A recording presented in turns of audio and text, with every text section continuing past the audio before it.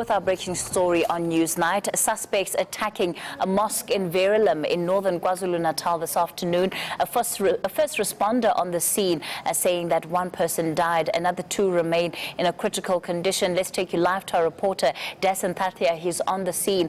Good evening, Dasen, and just a warning to our viewers tonight that some of the visuals of this incident are offensive, so just beware as we continue with the story. Dasen, perhaps give us the latest from the ground. Well, Kathy, just the latest update coming in now. SAPS telling us that the Hawks have taken over this case and they will now be investigating. But we now have managed to get a little bit closer to the mosque. The cordon has been removed on either side of the road, as you saw it when we spoke earlier on. I just want to try and get you a little bit closer while I speak to you, Kathy, if we can. There is a bit of traffic, but Nkaniso will just follow me so I can give you an idea of exactly what this mosque looks like. You'll see, Kathy, on the outside, if I just refer to it here, that it does have a gate at the entrance. Now, we spoke to one of the leaders from the mosque earlier on, but unfortunately, he didn't want to go on camera because he said it would have been a little bit premature. As soon as I get a break in traffic here, Kathy, I'm just going to make my way across the road. He said that he would issue a statement a bit later on after he had addressed the community, because as you understand, there is a lot of fear. But one of the main things that came out of this, Kathy, is that he told me that this wasn't the first attack on this mosque.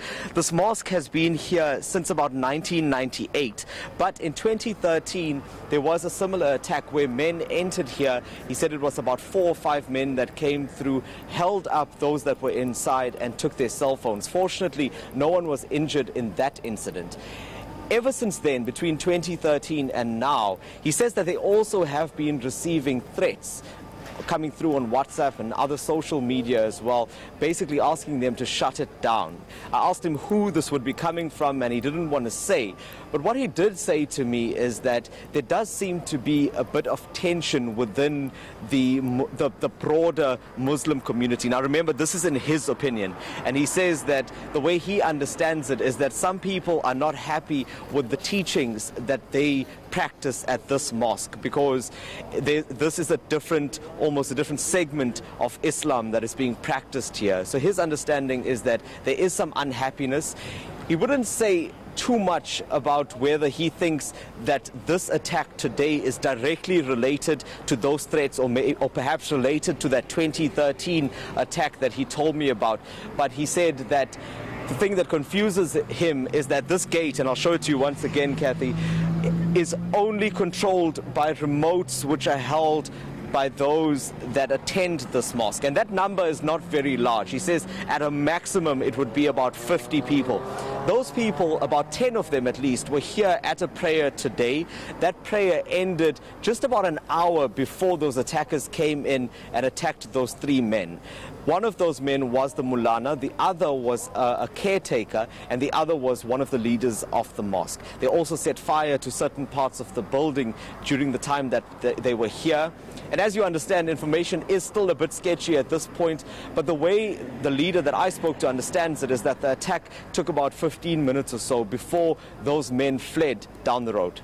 Dasen, in terms of this official, and if you can just remind us again of the capacity in which he's speaking as he was giving you this information off the record, does he believe that everything that took place there was perhaps targeted, that the people who carried this out knew who they were looking for and where they had to go? That's the general feeling, Kathy, and the man I'm speaking to does speak with a certain degree of authority, because he was one of those that was involved in founding this mosque that we're standing in front of at this point. So he says, although he's not currently on the board or the part of the management as such, he still has a very close relation with this mosque, sometimes spending about 6 to 7 hours here a day. So he's very well aware of exactly what's going on.